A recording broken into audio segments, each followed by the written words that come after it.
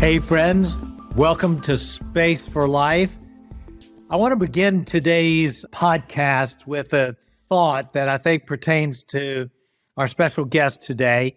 And that's this thought that life is lived, when it comes down to it, life is lived in a context. And I believe kind of underlying that God works in our life in a context. It's the context of where we were born, who our parents were, what kind of education we have, the experiences of our life.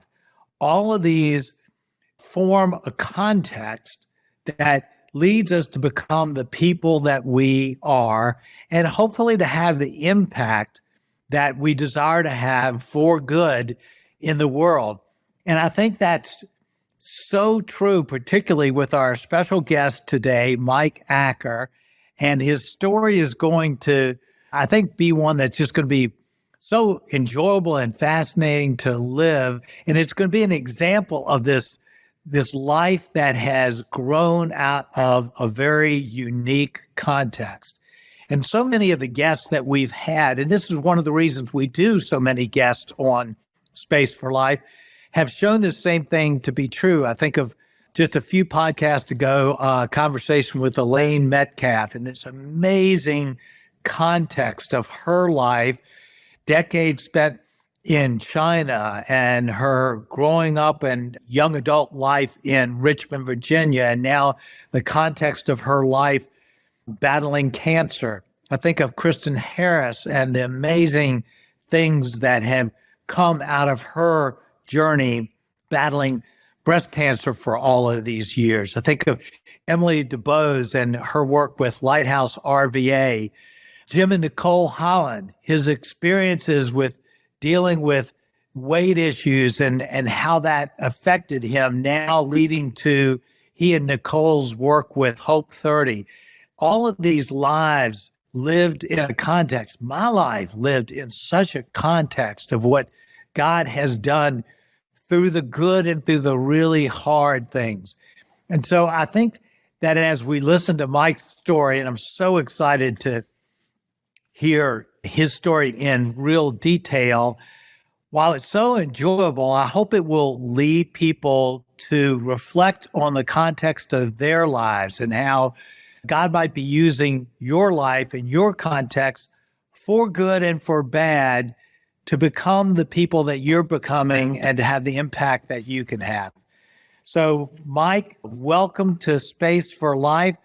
I love that you put in a little bit of your information leading into this, that your mission is to lead others to turn their potential into reality. What a great wording, to help people turn their potential into reality. So thanks for joining us on Space for Life. It's great to be with you. Look forward to our conversation. Absolutely. Hey, thank you so much for having me, Tommy. Looking forward to it. Yeah, well, great.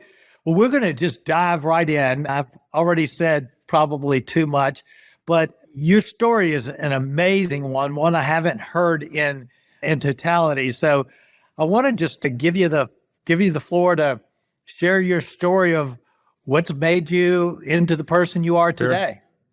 Sure. Yeah. So I always like to get up on stage and I do some corporate training and then I write some books. And so I often lead with this line right here. My dad was a drug smuggler. My mom was a witch and I became a pastor.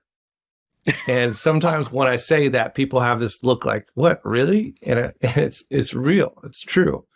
And so my dad was one of those families where no one ever said, I love you. And in fact, they said stuff like, you're not going to amount to anything. Super educated, but also super unloving. So my dad went off into the world to prove himself at a young age, was cooking breakfast for the Hells Angels when he was 15 years old. Went off to college and kind of aimless in life, kind of thought he would be a writer or something. And found out that he could make enough money selling some marijuana from the trunk of his car in the 1960s and 70s to really go much further than if he just worked at a restaurant job. And then when he finished, he found out that his bachelor's in literature didn't get him as far as he wanted. So he learned Spanish, learned how to fly planes. So he could go down and become a legit drug smuggler. I guess it's not legit, but a true drug smuggler. And on a weekend make more than he could possibly make anywhere else.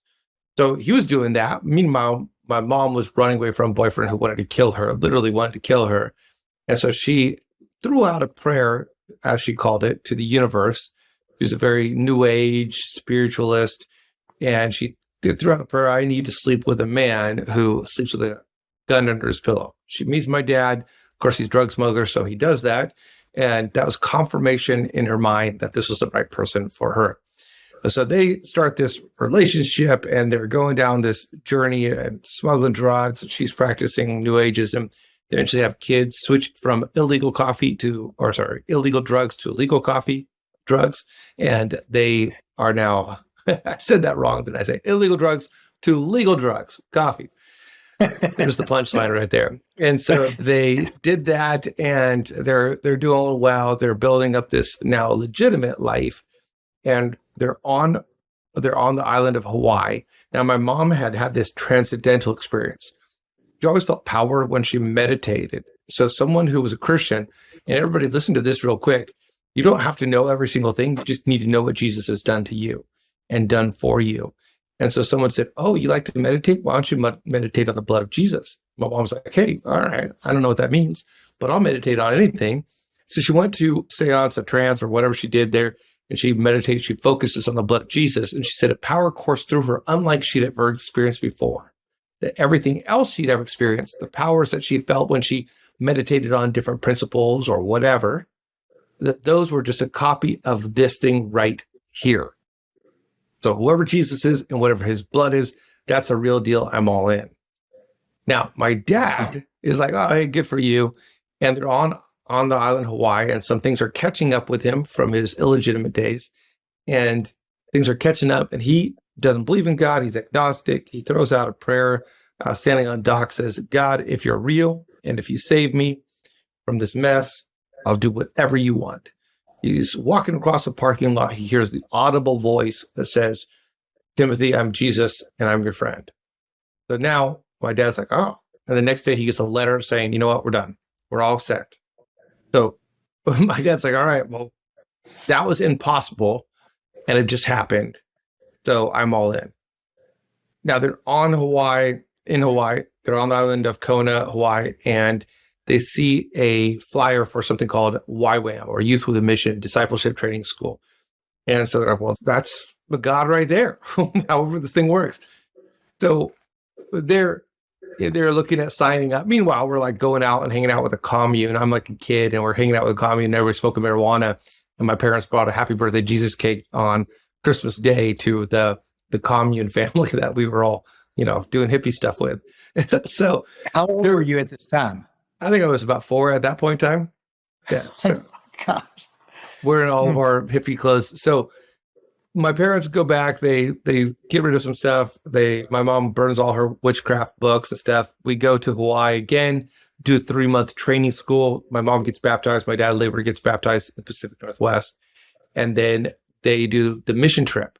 So 6 months all in discipleship training school, mission, living the Bible, breathing the Bible, acting like the Bible. My parents' lives are radically changed. We moved back to the area that we were growing up in, and Paulsville area, in a little small town, probably about 2,000 people outside of Seattle, about 2 hours. My parents are done with the big city. They're done with all this stuff. My dad takes the bar exam because he had done his law stuff a long time ago. And now my dad becomes a legit lawyer in a small town. My mom is a preschool teacher and a stay-at-home mom. As we go to school, and we go to a little Christian school, and my parents get super involved in church. We're doing soup kitchens. We're visiting the homeless. We're going to nursing homes and taking care of people who have kind of feel forgotten. And in the midst of all this, I'm growing up now, and all of my earliest memories are all deeply, deeply Christ-centered memories. And my sister remembers a little bit more than me since she's older, but all I remember, besides these kind of weird stories, are like, oh yeah, I remember that weird dance I was at with the whole hippie thing, but I didn't have a place for it for years. So we grew up in the nice little Christian home. We do a whole bunch of Christian stuff. We're going to camps, we're doing mission trips, and my parents are all in. Like, my dad sold this, sold that, gave it all away. We're just doing Christian, trying to live like Christ in the small town and have a global impact as well. My parents are trying to live on mission, and they're having a meaningful life. And my dad had a mission statement of sort, like, this is what I'm about. My mom had a driving sense of this is what she was about. My dad comes home from law one day when I'm about 10 years old, and he says, I quit my job. We're moving to Mexico. We're going to become missionaries. My parents go off in the other room, have a little bit of fight, come back in, and then we start talking about leaving our very comfortable life. I was in fourth grade, and now I'm going to be leaving all my friends and everybody I know, and we're going to be moving to Mexico for supposedly 9 months. We arrive in Mexico right as I'm turning 11, fifth grade. I remember the first night I arrived in my room, the furnished house, and I just wept. Left behind everything. Left behind my friends. Left behind everything I knew. I'm staying in Mexico in 1990. Back then they had 2 theaters in Mazatlan with a total of 2 screens in each, and movies would arrive 6 months afterwards. This is pre-internet, of course. This is when TV was not accessible in the same way like from America, so it was very distant culture.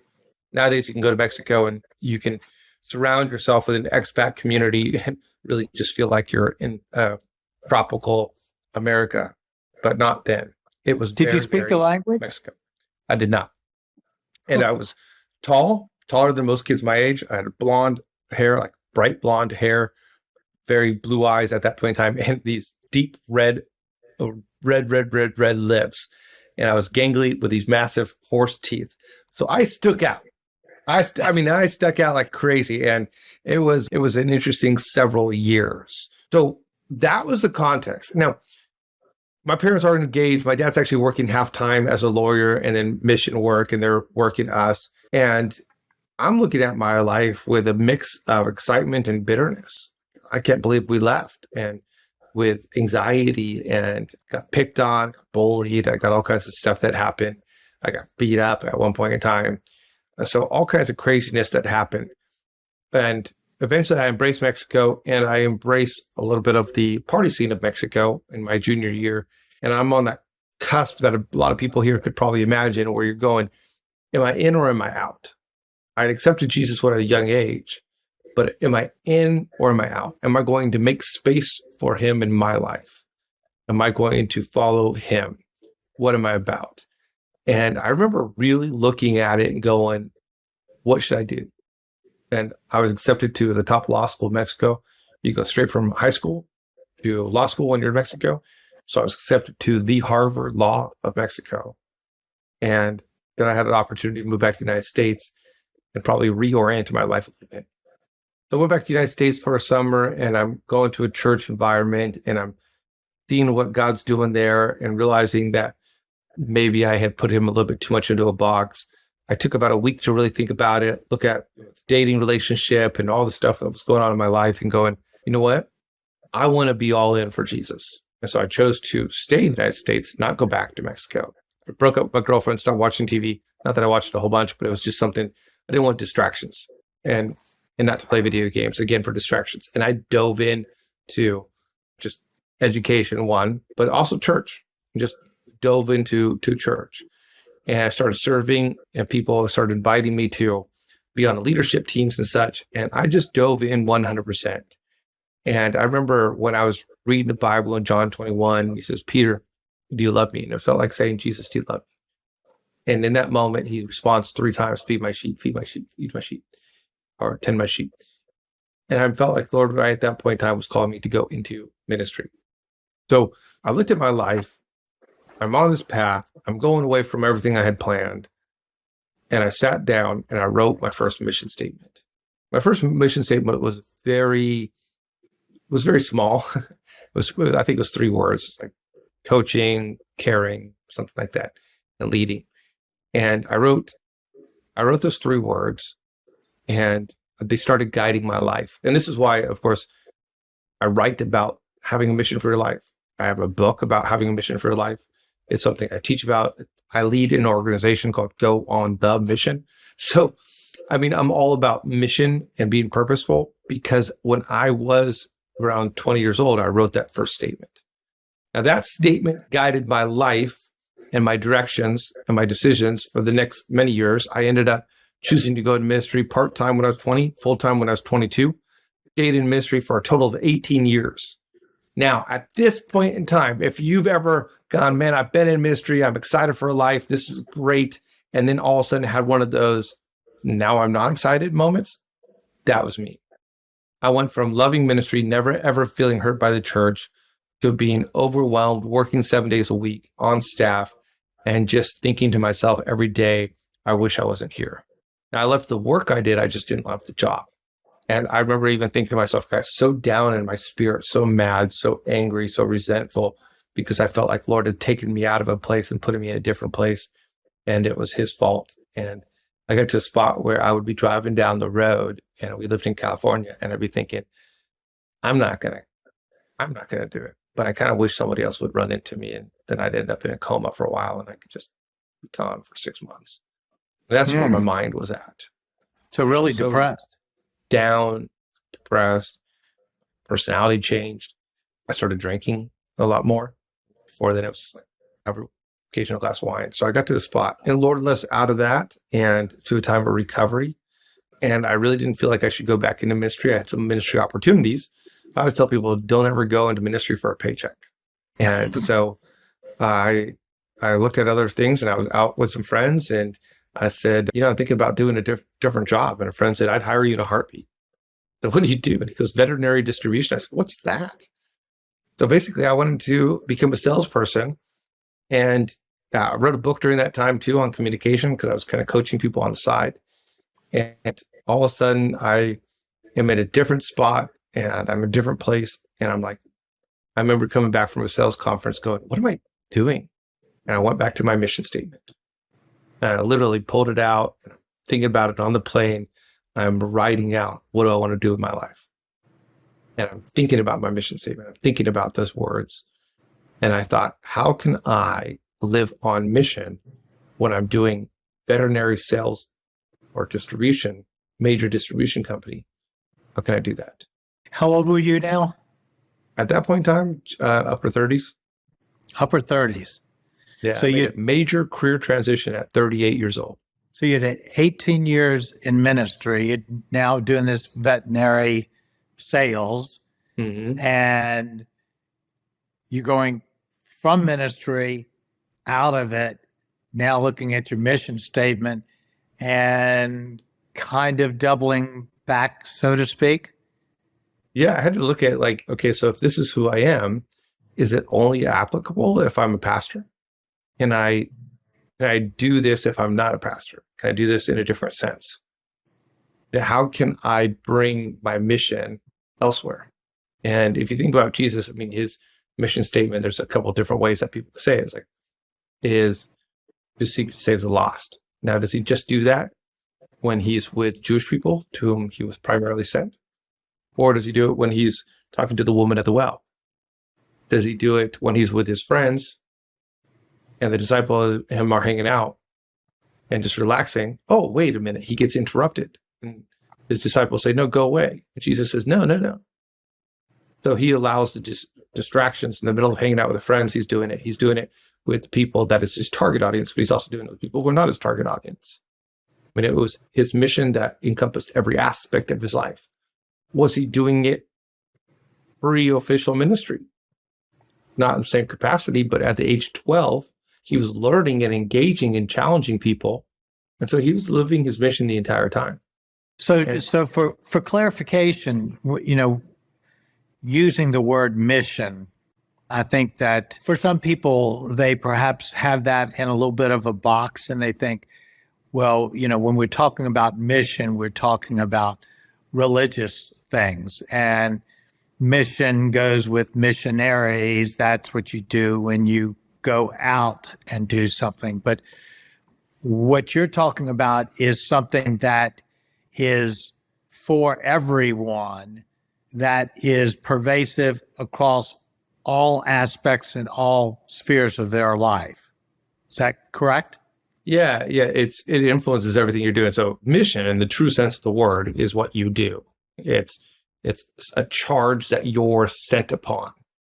It's something that you act upon. So if you are, your mission, should you choose to accept it, in Mission Impossible, right? Is your mission, should you choose to accept it, and then is to do this task, is to perform this function, is to fulfill this responsibility. The great commission is where God is commissioning people to go do something, and that's for everybody to do. So it's a mission that's called upon everybody. So there's a great commission for everybody, but that commission of go and make disciples of all nations looks differently in different environments. If you're a pastor, it's easier to find a mission statement because you are overtly living a life of the Great Commission. Now, a lot of pastors then separate their life into when I'm at work and when I'm just doing everything else. And I think it really should be really united. But I mean, some of the most godly Christian people I know, they're just living out their way of being on mission as a lawyer or as a doctor or as whatever it might be. You know, one of the things I've learned that I think is incredibly neat and freeing is in that statement of Jesus, the Great Commission, go therefore make disciples of all nations, that in the original Greek, that the verb go is actually in the form of a participle and should actually be translated as you are going. Mm-hmm. And I think that's such an incredible way of thinking about what God says is as you're going, wherever you're going, whenever you're going, this is what you are to do, you know, this mission. And I love what you said of tying in that word mission with, you know, Mission Impossible.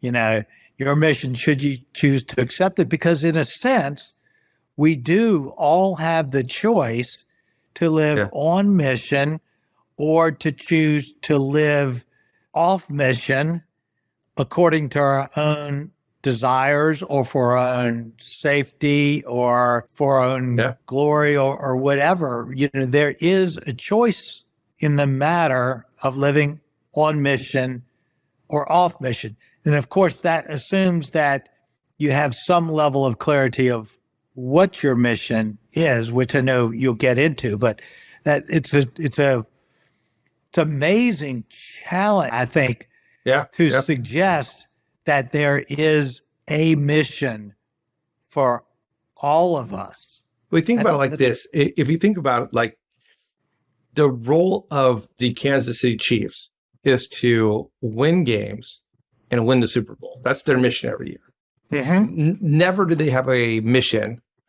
that is, well, maybe if all their people that maybe it's or leave, and maybe their mission is to reestablish themselves. But their mission is to generally win games and win the Super Bowl. Now, everyone on the team has a role to play, a specific contribution to the mission. So the quarterback's mission statement is vastly different than the kicker's mission statement on the team, but it all contributes to the greater mission. Likewise, we all have a great commission that we have, but then we have smaller personal mission statements, and that's your unique contribution. It's your unique role. Now, all of it, I mean, it doesn't mean that Patrick Mahomes is not encouraging people on his team, or the kicker's not encouraging people on our team, or that Patrick Mahomes isn't doing, he's going to block if he needs to block at some point in time. And so is the kicker if he needs to at some point in time. So it doesn't mean that anything's below you. It just means that you're focused on one specific area. So my way that I do it is going to be different than someone else's way, but it is marching orders. So you know what you're doing. It's like a job description. This is what I do. This is how I carry out the Great Commission. So I've looked at several different mission statements, and actually in my book, it's called Life on Purpose, by the way, Life on Purpose, Crafting a Personal Mission Statement by Michael Acker. I talk actually about several different people, and I put several different people, and I actually imagine several different people's mission statement. Like, what would have Mother Teresa's mission statement been like if she had codified it? Whether she did or she didn't, I don't know. And there are different ways. So some person is going to be like, the way I'm going to carry out the great big plan for the team is I'm going to go to the poor. And someone else might say, actually, I'm going to make so much money and I'm going to give away millions upon millions upon millions of dollars. I mean, ministry needs money. Right. We need some people who are really good at making it, who decide not to keep it all. And I think it's interesting that Steve Jobs, he left the faith when he was a young child because he didn't know why God was allowing poverty in the world. And so he left. Did he ever do anything? According to his official biography, he never became a generous person. Okay, some people make a lot of money and aren't generous with it. But we need people whose mission statement and giftings are make a lot of money and do something with it. And that's a great godly way to do it, instead of just spending it all on themselves. Or we need someone whose mission statement is to go be an incredible parent, and not just to their kid, but to other kids and to the friends of their kids. And we need other people's mission statement who it is to represent Jesus in an unjust, corrupt society, or to bring justice to the courts, or to represent Christian ideals in this location or that location. But it's your specific way of living on purpose. So in the book, I talk about on the back of it, by the way, it's that white book with the little blue circle in the back. Yeah, there. I love the cover on that. For those who are watching on YouTube, that's a great looking cover. And I love the title. I actually taught a Bible study, taught a Sunday school class many, many years ago. That was titled Life on Purpose. I love that. Well, so on the back of it, I said, are you living by design or by default? And I think a lot of times what happens, and I'm guilty of this and I've done this, and I've gotten away from my mission statement, and we just default to our certain rhythms, and I got to show up for work, and then afterwards I do this and this, and I watch some TV, and I go to bed and repeat. And we're just living by default. We're just doing what we've seen other people do. We're just doing what feels right in the moment. We're just going for it, versus living by design, going, what am I supposed to be doing? And I think the times where I have felt greatest in my life is when I've had the greatest amount of clarity. And the times where I felt worst about my life is when I have the most amount of confusion. And I feel like I'm just going through the rhythm and I'm not exactly sure what I'm doing.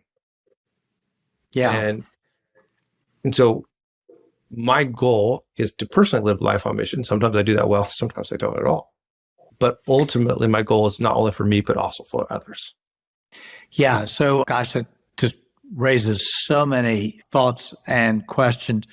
It seems to me, because I totally believe in what you're talking about here, and I developed a life mission statement 2 years ago, and I read it every week of my life, and I've tried to form my whole life around it. And as I've talked to so many people about this idea, I get kind of several different reactions. One is that so many people feel so badly about themselves that they don't believe there could be a mission for them. They don't believe that they have something to offer. So you have you have a group of people that think, well, that's great for those talented, gifted people. Yeah, they have the mission, but I'm just an ordinary person. There's that's too big for me. And then I think you have another group of people who are perhaps a little bit intrigued by this thought, but they're also tremendously intimidated by the process of trying to identify and clarify what might be the mission for their life. And even kind of along with that, they feel like, well, it's also incredibly presumptuous to say that there's a mission for my life. How would that go along with humility? And so I'd love for you maybe to just take a few minutes and speak to those little segments that I've talked about, the people who know, that's for the super talented, gifted people that have missions. I'm just an ordinary person getting by in life. And the person that's thinks I can't get there. Yeah. So for the person who thinks it's just ordinary, just getting by, I mean, often there's a reason why, and it's often we don't know what we're doing. We just feel like, I don't think about weight loss weight has been a thing for me ever since I turned 21. I was super skinny since I was all the way till I was 21. And then all of a sudden, boom, it hit, as a lot of people can imagine. And a lot of people would assume that it's easy for me, but it's actually really not. And I have to stay away from things, and I have to remind myself and like consciously don't get that drink, consciously do this. And sometimes, again, I do better and sometimes I do bad. Now, when I have a mission, when I have a plan, I'm a lot better. Right now, it's hard for me to get motivated to go work out or do something because I don't have anything I'm doing it for. But if I'm going to train for a race or going for a Spartan race or got this challenge or that challenge, let's do it. Let's go for it. The mission actually motivates. So can it be that one of the reasons why that you feel that way, that you feel so ordinary, is because you don't have a mission?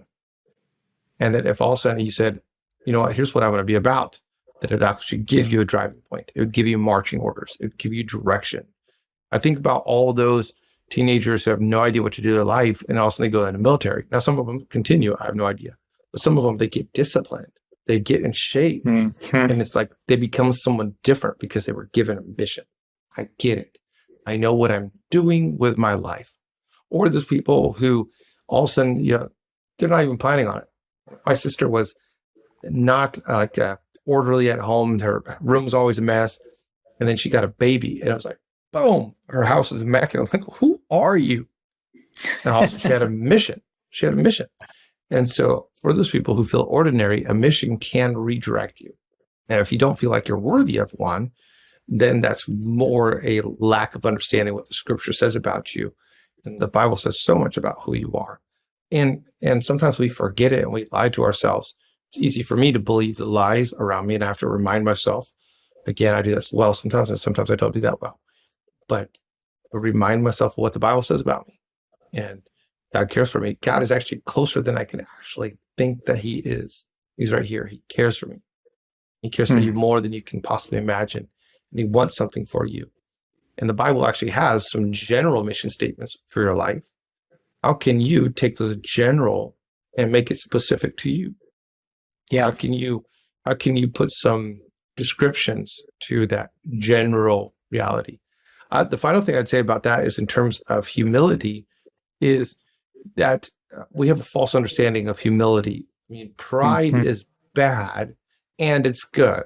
And so pride has a good description that a lot of Christians are not aware of. And pride is a proper perspective of yourself. That's actually a description, like a dictionary definition of the word pride, a proper perspective. This is why we say stuff like, son, I'm proud of you, because I have a proper perspective of the accomplishment that you just did. And so we're not saying, son, I'm actually having this bad, sinful emotion about you. No, son, I'm proud of you. I have a proper perspective of what you have done there. You've accomplished a lot. You worked hard and you achieved your goal. I'm proud of you. I like who you are. I'm proud of you. Jesus said, or the Father said to the Son, this is my Son, in whom I am well pleased. In other words, this is my Son. I'm proud of him. I'm proud of who he is. I'm proud of his character. I've got a proper perspective. Then there's pride, which is thinking that you're better than someone else and arrogantly holding yourself as superior than you actually are. So it's a false realization, false evaluation of yourself. But a proper evaluation, if I have $100 bill and I just throw it at the ground, you'd say, Mike, that's $100 bill. That's just $100 bill. Which one's the right way? It's to have the proper perspective and say that $100 bill is worth $100. Don't throw it away. Yeah. Likewise, don't throw away your valuable life. Now, well, that's really helpful. And I think so much along the lines of a statement that we have sometimes hear in Christian context that I believe is true is that God has a plan for our life. yeah. And if you think about that, then if that's true, you could substitute the word in mission. God has a mission for my life. God has a plan for my life. And what's the alternative to that? God doesn't have a plan for me, and I think that in a sense to suggest that we're not worthy, that we're not good enough, that to have a mission is kind of at its root, it's an indictment of God. God made junk, and we may not feel that way. We may not have become all that we're meant to be, Sure. but that God does have a plan, that he is doing something, that he's making us into someone. Yeah. That I think is a statement of faith sometimes, but it's an important one because the alternative is really not very good. Yep. Yeah, you're right. And then for the person who feels overwhelmed, I think sometimes we overdo it. There's two ways to start a business. One is to think through the big plan, like where you want to go, and create a business plan and marketing structure and on and on and on and on and on and on. Great, cool, do it. And for some people, that's going to appeal to you. If you're overwhelmed, you're probably thinking about mission statement more like that. I got to come up with a business plan. But you can also simplify it. You know what? One way to just start a business is to find something that you enjoy, do it, and go do it and see if people are interested in buying it. How did I become I'm actually kind of a premier corporate communication coach trainer. So I do training for executive MBA programs and doctoral theses in companies across the United States. Wow, how cool. Adobe. Yeah, it's been really cool. Got all kinds of really cool clients that are part of that. How did I become that? Here's I didn't sit down and master plan that out. How did I do that? I took the first step I saw in front of me. I was needing a little extra income, and I went online and made my services available as a wedding coordinator when I was a pastor. That's how I got started. Yeah. And then I did some weddings, and somebody asked me something about communication. I said, sure, I could do that. Actually, someone said, can you be a life coach? I said, sure, I could do that. And so I'd take a walk with somebody and charge them like $40 to talk to them for an hour. And then someone needed some communication help, and I was like, I could do that. And I charged them $60 and for an hour. And then that went really well. And I thought, that was really good. And so I started charging $90. And then I actually had a full-time job. So I would just do one at 5 o'clock in the morning or 6 o'clock in the morning, 7 o'clock in the morning, something like that. And then I go off and do my job and do a couple of nights. So I'd do like 10 people for a week. And one week I made $1,000 in just communication coaching on the side. And I thought, And then someone asked me a question that led to writing my first book. I wrote my first book. My first book took off. And then, so I never planned it. Now, at some point in time, I had to sit down and go, I can do this full time. And I made a plan.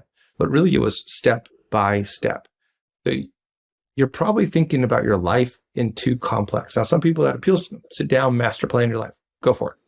Yeah. Make sure there's some flexibility, because not all businesses succeed and not all plans succeed. But maybe you're just going, what can I do? Well, what is it that you really enjoy about the Christian life? What can you do consecutively? Maybe, for example, you love generosity and you've been tithing because that's just a scriptural minimum. And you go, but I'm actually really good at money and I have more money. And you know what? I'm going to start giving 1% more away every year. Cool. Wow, that's awesome. Way to live it. Or maybe you go, I'm really good at listening. And I just need to ask people more often how they're doing and just really listen. And maybe that's part of your contribution to the great mission. Well, it kind of goes back to the introduction for this podcast, which I didn't really, we didn't plan this out, but it's life lived in context. And, our context, those things that have happened to us, those things that we love, the things that we don't love, the things that we're good at, aren't an accident. Those are hints, whether we are listening to those hints or not, but those are hints, God-given, God-directed, God-created hints for us of what we're meant to do. Yeah, absolutely. Those desires, they don't come from nothing. And really, I spoke a sermon series on the book of Nehemiah at one point in time. And there's all these people who are building the wall back on the city around Jerusalem. It's a broken wall. And they're rebuilding it. And a lot of the people, do you know what part of the wall they were rebuilding? the one right by their business or right by their house. And other people, they didn't have a specific interest in a specific part of the wall, and they went to anywhere. So there's generalists and there's specialists, but there's room for everyone at the wall. So I mean, I think this is fantastic because it gives people so many different entry points into how you can begin to think about this. Given that we might come at it from a strategic end and we might come at it from I'm doing life and trying to listen to the hints. What's a step or two for people to begin to crystallize this a bit to something that can, as you say, kind of direct your steps, so to speak, in terms of a mission statement? Yeah, absolutely. So buy my book. Yeah, but it's actually free. It's actually, you could actually get it for free. Just go to book.michaelacker.com and literally you can get the key. They could pay for it too, right? They could pay for it too. But I really don't care. So I really, it is book.michaelacker.com. And you can go on there and there's a Google form and you can get it for free. And really, the reason I brought that up is not just to sell the book or to promote the book, but really because I wrote the book with that thought in process. Mm-hmm. Like, how does someone do this? So there's a lot of different things to put in there, but I ask people a lot of different questions like, what are your values? What do you like doing? What's your goals? And okay, now pull that all together. How are you going to accomplish that picture that you just created? Great. And really any plan, where do you want to go? Then backwards go, what are the steps to get there? I want to run a marathon. Right now I sit on the couch. How do I go to here from here? Okay, first of all, I need to start walking. That's the next step. Okay, now I need to start jogging. That's the next step. If you're already jogging and you want to run a marathon, you need to jog longer. That's the next step. If you can already jog 10 miles a week, but you're not really doing any stretching, then you know what your next step is? Jog 10 miles and then stretch a whole bunch afterwards. And then to add in some different training. Really look where you want to go. The end of your life, what do you want to have left behind? And what are some steps that can take you there? One of the things I want to leave behind, and so I made a switch back into the nonprofit world. So 18 years in pastoring, one of the corporate years, I made just more money than I'd ever thought I'd ever make. And it was fantastic. It was really cool. And it felt very empty. And I thought to myself, what do I want to do? I mean, I don't want to go back to pastoring. I feel like that was a closed door And I said but what can I do that's like that? And I started thinking through, so money's not my driving factor. I like money. Money's good, but it's not my driving factor. I'm not like, oh my gosh, I got to go work, make money. And I want to be all day and make a ton of money. So it's not like that. So, and if you are like that, then why are you like that? What has God wired in you to lead you there? Because it's not bad as long as it's not just about you. And so at that point in time, I said, what I'd love to do is I like to speak on behalf of other people, advocate for other people. And so a organization called Go on the Mission, goonthemission.com, reached out to me and said, we're in need of executive director. We're a small little Christian poverty relief organization. And now I started that 3 months ago. So I get to advocate even right now for child sponsorship or a mission trip or a project. And it drew me back to it because I looked through my life and said, where do I want to go? And at the end of my life, I want to have made a tangible impact on different people going, he helped me realize my potential. He helped me realize my potential. He helped me realize my potential. That's the tangible thing I want at the end of my life. That's fantastic. So go on themission.com and we'll put that in the show notes. And I just think it's an incredible way. And I think it's very much in line with what I feel like or hope this podcast is about, space for life. And one of the things I make a point of many times is that we create space in our lives for life, but we also create space in our lives to find purpose and to live into our purpose. And so often our path to purpose requires a stepping back to reflect and to look at the story our life is telling us, or perhaps redirecting us. And that's what I hear, you've gone through on multiple occasions of saying, I need to step back because what I'm feeling now about being in ministry is telling me something. I need to step back because what I'm now experiencing, having made all this money, is telling me something. And it's this process of continually stepping back and reading your life, so to speak. I think it's Parker Palmer's book, Let Your Life Speak, that, taking that information and then just listening with it. And it's not really all that complicated, but we need to, I believe, at the core, create the space to be able to step back and listen to what's going on in our lives. Yeah. Yeah, you're right. Yeah. Yeah, you're right. Well, that's fantastic. So go on themission.com and this is poverty relief? Yep, Christian poverty relief. So we work in a couple different ways, but we do projects with people. Like we do wells and stuff like that, and schools and educational buildings. We just funded a secondary school in Senegal, West Africa. And then we do mission trips. So we just had a team come back from Guatemala. And so people can be hands-on, people can send their money, or they can be connected with kids. Right now we have a bunch of people writing letters. We have 460 kids, three kids sponsored.